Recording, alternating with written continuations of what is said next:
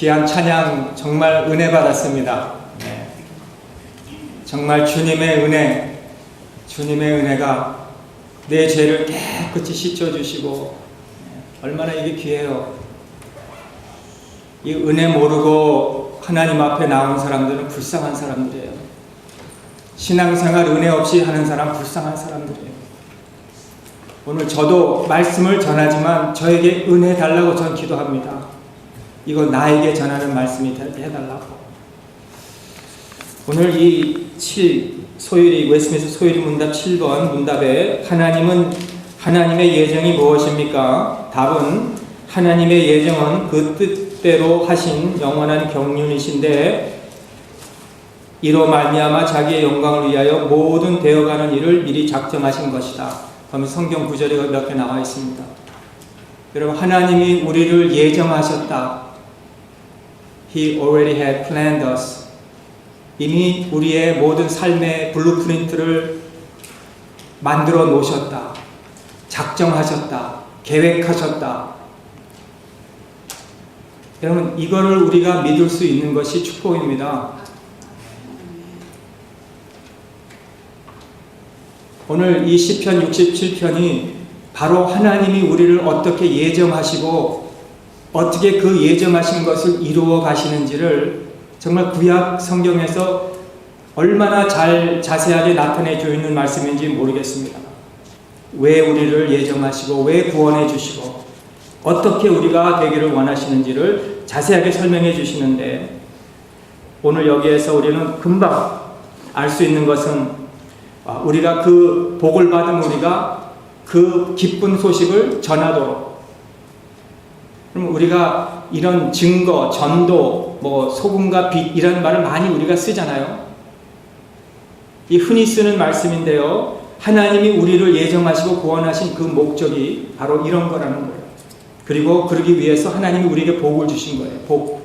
여러분, 하나님이 우리에게 복 주신 것은 우리만 복 받고 잘 살라가 아니라 이 복을 남들에게, 하나님을 모르는 자들에게 복을 전하기 위해서 주신 거예요. 그게 성경적인 복이에요.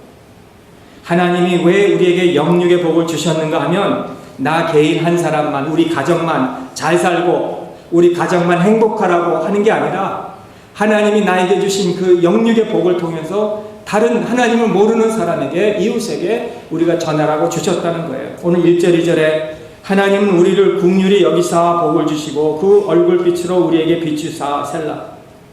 하나님은 여기 우리라고 한 것은 선민을 얘기하고 있습니다. 이스라엘 백성 선민. 이 선민인 우리를 어떻게 기도합니까? 긍휼히 여겨달라고. 영어로는 have grace on me인데 또는 긍휼이라는 mercy라는 단어도 있죠. 우리를 불쌍히 여겨달라는 뜻입니다. 하나님이 우리 한 사람 한 사람을 불쌍히 여겨달라고. 하나님의 복을 받기 위해서는, 하나님의 예정과 목적을 깨닫기 위해서는 우리가 불쌍한지를 알아야 돼요. 얼마나 우리가 하나님이 우리를 특별하게 만드셨는지. 이 목회자나 성경을 가르치는 자가 아닐지라도 하나님은 여러분 한 사람 한 사람을 특별하고 귀하게 만드셨습니다.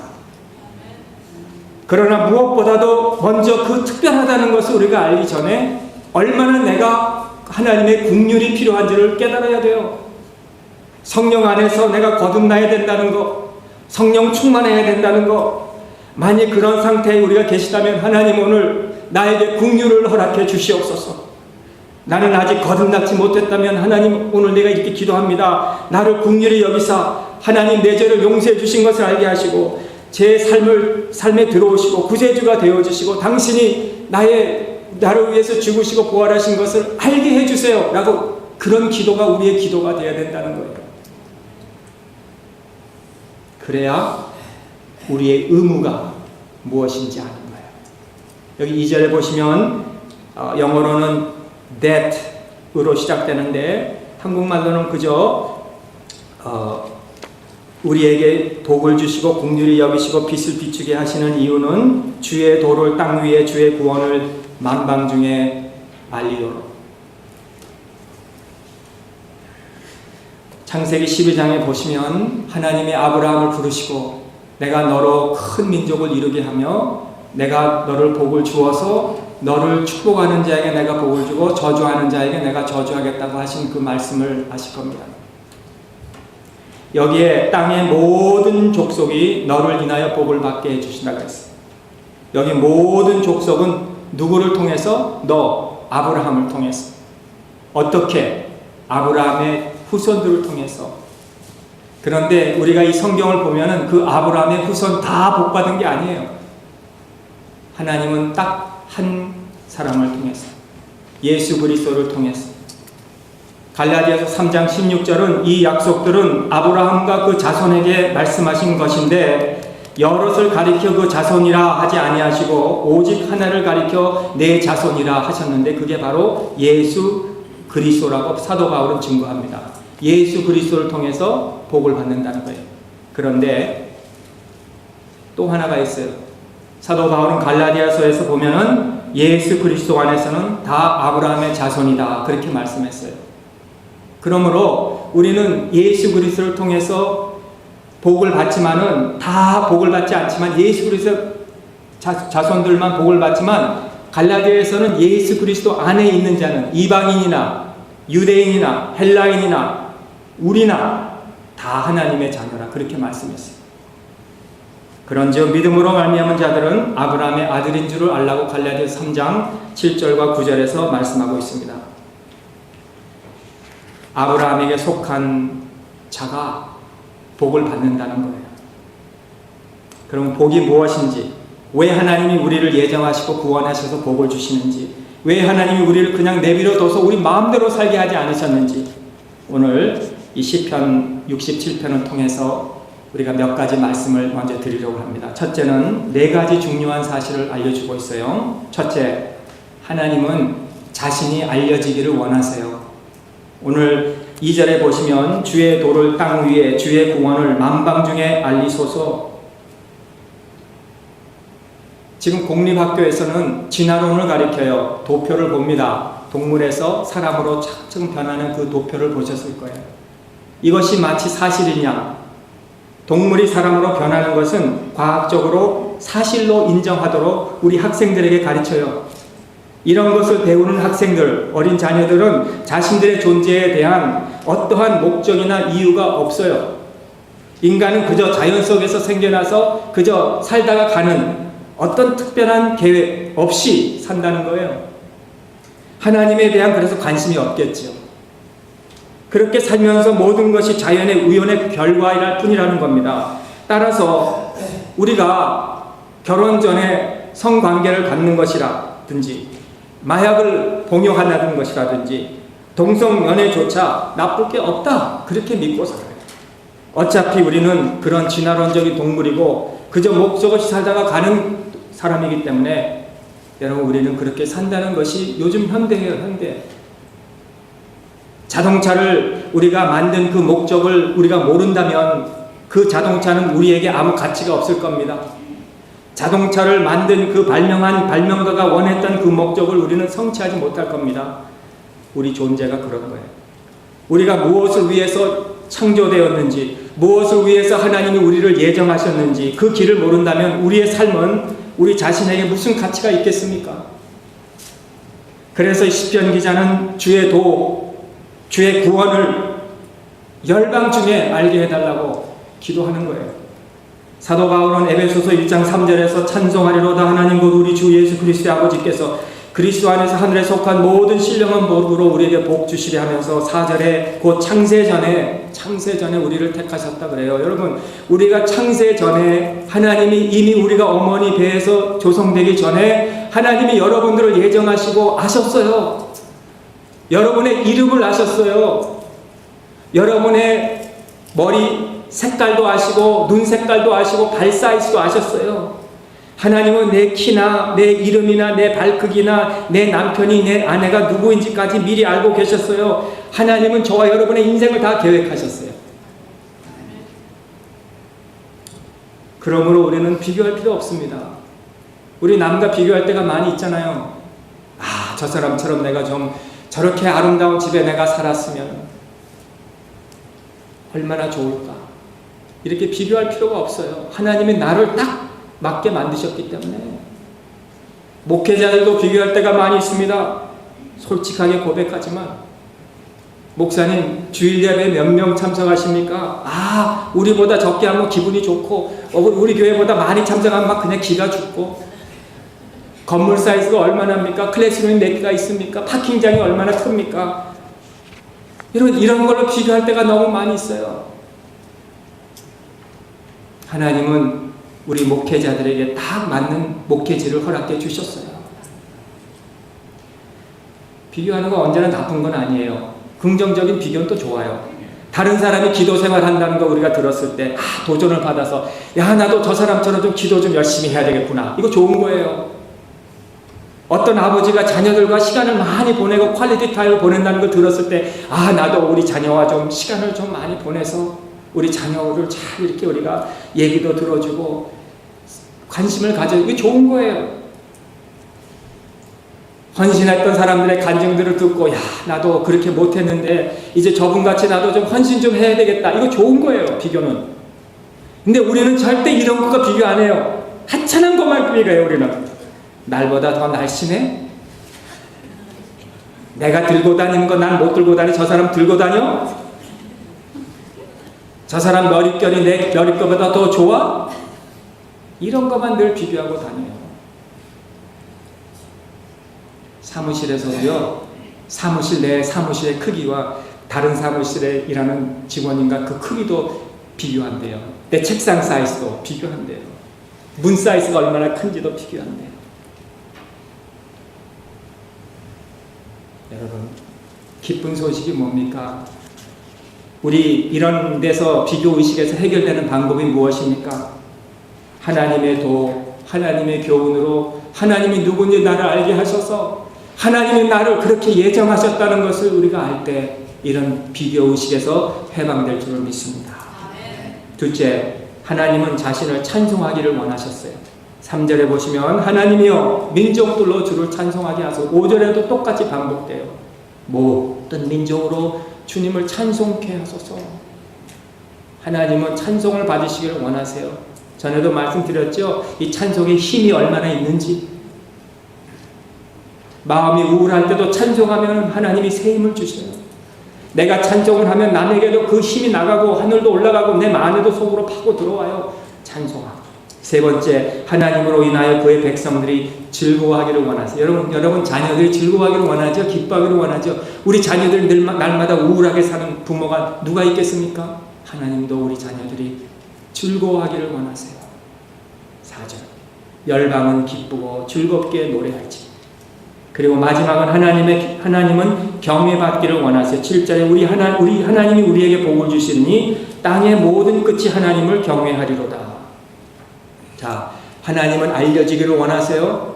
하나님은 또 찬송케 되기를 원하세요. 하나님은 즐겁게 되기를 원하세요. 그리고 하나님을 경외하기를 원하세요. 그것뿐 아니에요. 시편 기자는 그렇게 알려지고 찬송되고 즐거워하고 또 경외하기를 원하시고 더 나아가서 그러면 어떻게 우리가 하나님을 그렇게 하고 또 무엇을 해서 하나님을 그렇게 즐거워하고 무엇을 어떻게 찬송을 하고 어떻게 경외해야 되는지를 설명하는데요. 첫째는 하나님만이, 이게 큰 첫째입니다. 하나님만이 참 하나님이신 것을 알려주시는 거예요. 여기에 보면 하나님만이 진실한 하나님인 것을 당시에 그 이스라엘 백성들에게는 수많은 우상들이 있었어요. 그 고고학자들이 지금도 그 이스라엘 땅을 파면은 크고 작은 우상들, 신들이 많이 나온다 그랬어요. 그 많은 우상을 섬기는 민족들에게 3절에 하나님이여 민족들로 주를 찬송케 하시며, 요 민족들이라는 단어는 모든 민족이라는 뜻이에요. 모든 민족들. 영어로는 May the people praise you. 하나님을 찬송케 하시고 라는 뜻은 다른 신들을 제거하게 하시고 그런 뜻으로 볼 수 있어요. 하나님을 찬송케 하시고라는 것은 다른 신들을 내려놓고 버리게 하소서라는 해석으로 할 수 있다는 거예요. 그렇기 때문에 하나님은 어떤 하나님이신지 아시잖아요. 하나님은 질투하시는 하나님, 경쟁하시는, 하나님과 경쟁할 수 있는 신도 없지만은, 그러나 혹시라도 우리가 하나님 외에 다른 우상이나 다른 신을 우리가 바라보면 하나님은 그것을 못 견디시는 하나님, 질투하시는 하나님. 이사야 45장 5절에 보면 나는 여호와라 나 외에 다른 이가 없나니 나밖에 신이 없느니라. 오늘 우리가 이 예배 시간에 분명하게 확신하고 담대하게 돌아가야 할 이유는 우리가 이런 걸 확실하지 못하면요, 우리는 지금 다 문화, 다 종교, 지금 미디어에 한번 찍어보세요. 거기에 보시면은 만일이라는 단어를 참 많이 목회자들이 사용한다 그랬죠, 지난번에. If God is really there, if Jesus was really there, 이런 말을 많이 써요. if라는 말. 그 말은 무슨 뜻이냐면 만일 하나님이 안 계셨고 만일 예수님이 그렇게 안 하셨다면 나는 믿을 수 없다, 그런 뜻이에요. if라는 말. 있을 수도 있고 없을 수도 있다.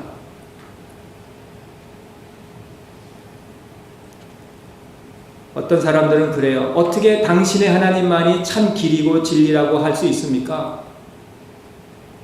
그렇게 말하는 것은 참 교만한 거 아닙니까? 이렇게 질문합니다. 왜 그렇게 고집합니까? 우리 그러면 다른 하나님은 아닙니까? 그건 너무 고지식하고 교만한 거 아닙니까? 공격적이라고 느끼지 않습니까? 그건 너무 우리 공격하는 거 아닙니까? 그렇게 얘기하는 사람들이 있어요. 어떻게 예수님만이 진리고 길이고 생명이라고 할 수 있습니까? 그런데 성경에 나오는 하나님은 하나님 외에는 다른 신이 없어요. 여러분, 이슬람의 그 하나님도, 불교의 그 신도, 힌두교도, 몰몬도, 여호와의 증인도, 유대교도 하나님 외에는 다른 거는 다 꾸며낸 신이라는 거예요. 어떻게 그것이 꾸며낸 신인지 아십니까? 그의 아들을 배척하는 거예요. 그의 아들 예수 그리스도를 알지 못해요. 요한복음 8장 19절. 예수님은 바리새인들에게 이렇게 말씀하시죠. 너희는 나를 알지 못하고 내 아버지도 알지 못하는도다. 나를 알았다면 내 아버지를 알았으리라. 여러분, 내가 정말 바른 하나님을 믿고 참 하나님을 믿는지 어떻게 합니까? 내가 하나님이 보내신 그의 아들을 믿고 배척하지 않는다면 나는 참 하나님을 믿는 거예요.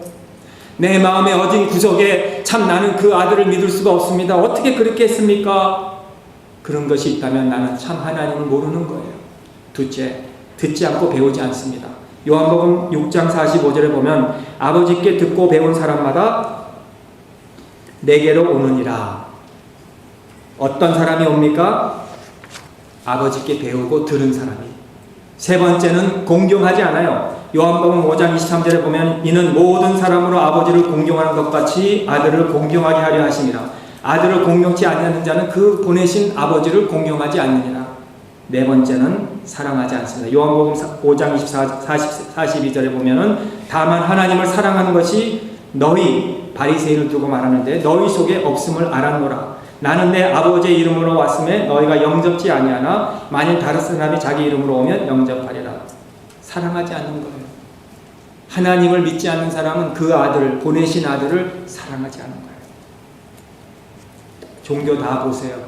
다른 종교들 하나님들 믿는다고 자기 하나님이 있다고 다 보세요. 그의 아들을 배우지도 않고 듣지도 않고 사랑하지도 않고 공경하지도 않아요. 알지도 않아요. 참신이 아닌 거예요. 그래서 오늘 시편 기자는 하나님 그 도를 땅 위에 알게 해달라고. 두 번째, 하나님은 공평의 하나님이시라는 거예요. 4절에 보시면 열방은 크고 기쁘고 즐겁게 노래할지니 주는 민족들을 공평히 판단하시며 땅 위의 열방을 치리하실 것이미로다. 여러분, 심판은 분명히 옵니다. 언제 오는지 우리는 모르지만 주님이 나팔을 불고 구름 타고 천군 천사와 함께 오실 때 심판이 되고, 아니면 내가 이제는 이 세상의 모든 임무를 끝내고 하나님 앞에 갈 때 끝나는 거예요. 심판이에요. 히브리서 9장 20절에 보면은 한 번 죽는 것은 사람에게 정하신 것이고 그 후에는 심판이 있으리라 그랬어요. 우리 죽은 후에는 심판이에요. 우리 죽은 후에는 연옥, 펄게토리가 아닙니다. 어디 중간에서 기다리는 곳이 없어요. 죽은 후에는 심판이에요. 성경의 말씀입니다. 그때는 하나님이 편애하지 않으세요. 내가 너를 부모님 때문에 내가 너를 귀하게 여기겠다. 내가 너를 교회에서 이렇게 했기 때문에 이렇게 그런 편애가 없습니다. 모든 사람, 남녀노소, 흑인, 백인, 황인, 한국, 미국, 중국, 러시아 단 한 가지 기준으로 심판하시는데 그 기준이 무엇이냐? 공평으로. 하나님은 공평으로 심판하세요. 공평. 그런 하나님이십니다. 죄가 없어야 되는 기준이에요. 죄가 있으면 안 돼요, 우리에게. 그러나 우리가 죄가 없습니까? 우린 다 죄가 있어요. 그러므로 우리의 소망은 그 공평 기준에 도달하지 못하지만 하나님을 사랑했지 못했지만 그럼에도 불구하고 하나님이 우리를 예정하시고 구원해 주시고 이렇게 복을 주시고 이렇게 복을 나누도록 복음을 전하도록 해주신 그것은 죄사함심을 주신 것은 어떻게 해주셨느냐? 로마서에 보면은 모든 사람이 죄를 범하였음에 하나님의 영광에 이르지 못하였더니 한 사람이 순종치 아니함으로 많은 사람이 죄인 된 것 같이 아담을 의미하는데 한 사람이 순종하심으로 많은 사람이 의인이 되리라. 예수 그리스도를 통해서 의인이 되게 하셨다는 거예요. 사도 바울은 우린 다 이 하나님 앞에 갈 수 없는 자들이지만 한 사람이신 예수 그리스도를 통해서 예수님이 순종하심을 통해서 그의 의가 의롭지 못한 우리에게 전가되었다는 거예요. 우리의 죄가 그에게 전가되고 주님의 의가 우리에게 전가되었기 때문에 이제는 우리가 그 공평으로 하나님이 우리를 판단하실 때 저와 여러분들이 지금까지 진 죄, 지금도 진 죄, 앞으로도 질 죄를 깨끗이 씻어주셔서 뉴 슬레이트, 완전히 깨끗하게 하셔서 이제는 하나님 앞에 설 때 공평으로 심판하실 때 우리의 죄를 보지 않으신다는 거예요. 할렐루야. 마치 왕이 그 헤로드 있죠. 그 편지를 들고 가는 그 헤로드가 그 어느 한 조그만 도시에 가서 왕이 이 도시의 죄를 용서해 주셨습니다 라고 할 때 마치 그 죄 있는 모든 그 시민들이 살았다고 그렇게 그런 소식을 전하는 것 같이 우리 예수 그리스도를 통해서 우리의 모든 죄를 그렇게 용서해 주셨다는 거예요. 공평의 하나님. 그래서 하나님의 말씀 도를 알도록 우리가 해야 되고 듣고 배워야 되고 즐거워해야 되고 경외를 해야 된다는 것.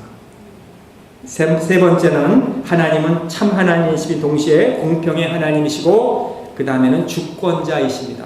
오늘 4절에 보시면 다시 한번 열방은 기뻐하고 즐겁게 노래할지니 주는 만민들을 공평히 판단하시며 땅 위의 열방을 치리하실 것이다. 이 치리라는 것은 He guides the nation.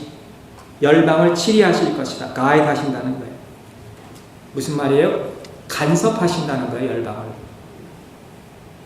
이사야 10장에 보시면 아수르가요 그 북이스라엘을 멸망시킵니다. 쳐들어가서 죽이고 빼앗고 포로로 잡아갑니다. 망했어요. 북이스라엘이.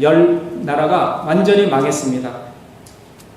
아수르는 뭐라 그러는지 아십니까? 봐라, 우리는 큰 나라다. 우리는 강한 나라다. 우리는 이렇게 이 땅에서 존재하는 우리나라보다 더 큰 나라가 없다. 우리가 이 세상의 주권자다. 그럴 때 하나님이 비웃으세요. 뭐라고 말씀하시냐면 도끼가 어찌 그 찍는 자에게 스스로 자랑하겠으며 톱이 어찌 그 켜는 자에게 스스로 큰 치 하겠느냐. 여러분, 도끼가 그 손을 든 자보다 크지 못하고 톱이 그 켜는 자보다 크지 못한 것 같이 하나님은 이 아수르라는 막대기를 들어서 이스라엘을 심판하신 것이지 아수르가 주권자이고 아수르가 커서 그렇게 하지 않았다고 하나님이 말씀하시면서 바로 내가 이 모든 열방의 주권자이시다는 거예요. 그러므로 우리 주님이 하나님이 모든 일을 능하게 하시고 주권자이시면 능하게 하시고 주님이 재림하신다면 이제는 땅끝에 복음이 끝난 거예요. 오늘 우리가 주님이 재림하지 않는 이유는 딱 한 가지 이유밖에 없습니다. 아직 복음이 땅끝까지 전해지지 않기 때문이에요. 주님이 주권하고 계세요. 하나님. 그리고 그 하나님은 언제나 사람을 통해서 일하세요. 절대로 우리를 무시하지 않고 건너가지 아니하시고 우리를 통해서 하나님은 그 복음이 전해지도록 일하세요. 우리가 누구예요? 하나님의 교회입니다. 교회. 이 교회는 사람의 모임이 아닙니다. 우리가 좋아서 모이는 것이 아니에요. 이 교회는 하나님이 복음을 전하도록 만드신 통로예요. 통로.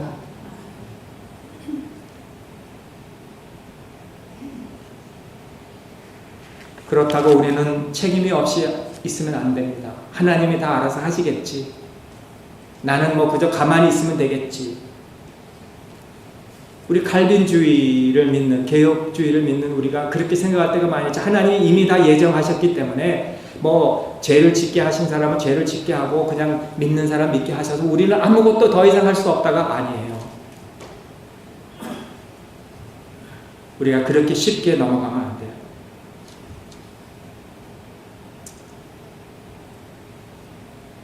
하나님은 주권자이시지만 오늘 저와 여러분들의 할 일을 우리가 열심히 해서 하나님의 복음이 땅끝까지, 도가 땅끝까지 이르도록 우리가 노력을 해야 되고, 마지막 네 번째는 하나님은 은혜의 하나님이십니다. 오늘 1절에 다시 보시면 하나님은 우리를 긍휼히 여기사 May God be gracious to us. 복을 주시고 그 얼굴 빛으로 우리에게 비춰달라고 하고, 2절에서는 주의 도를 땅 위에 주의 구원을 만방 중에, 4절에서는 열방은 기쁘고 즐겁게 노래할지라. 그럼 우리가 기뻐하고 즐거워해야 될 이유는, 만약 하나님이 유대인들의 하나님이시다면, 이스라엘의 하나님이시다면 우리는 즐겁고 기뻐할 이유가 없어요. 그런데 하나님은 열방의 하나님이세요. 우리의 하나님이세요. 우리를 긍휼히 여기세요. 우리에게 은혜를 주세요. 우리를 정죄하시려고 예수님이 오신 게 아니라 우리를 구원해 주시기 위해서 오신 거예요. 만일 우리가 구원받을 필요가 없다면 예수님이 오실 필요가 없었겠죠.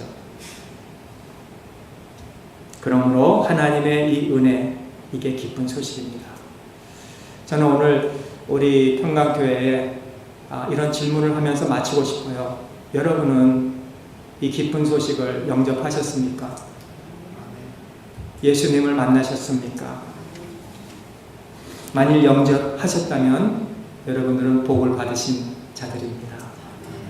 그러나 만일 오늘 내가 영접하지 아직도 못했고, 하나님이 왜 나를 이렇게 택하셨는지, 구원하셨는지, 왜 나에게 복을 주셨는지 모르신다면 하나님 긍휼히 여겨서 이 은혜를 나에게 주셔서, 내일 우리 보장 못해요. 오늘만이, 이 시간만이 나의 날이에요. 내가 내일 은혜 받고 내일 예수님 믿고 내가 내일 천국 가겠다는 그런 확신이 오늘 없어야 돼요. 오늘 있어야 돼요. 내일은 우리 날이 아니에요. 오늘 우리에게 있어야 되는데, 만약 오늘 나에게 그게 없다면, 하나님을 알고도 싶어 하지 않고, 듣고도 싶지 하지 않고, 배우고도 싶지 하지 않고, 하나님을 공경하고 싶지도 않고, 하나님을 사랑하고 싶지도 않는다면, 하나님 오늘 긍휼을 나에게 주셔서 하나님이 왜 나 같은 자를 택하여 주시고 예정하여 주시고 구속하여 주는지 그걸 알게 해달라고. 그게 바로 우리의 기도가 되고 응답이 될 수 있기를 간절히 주님의 이름으로 축복합니다. 아멘.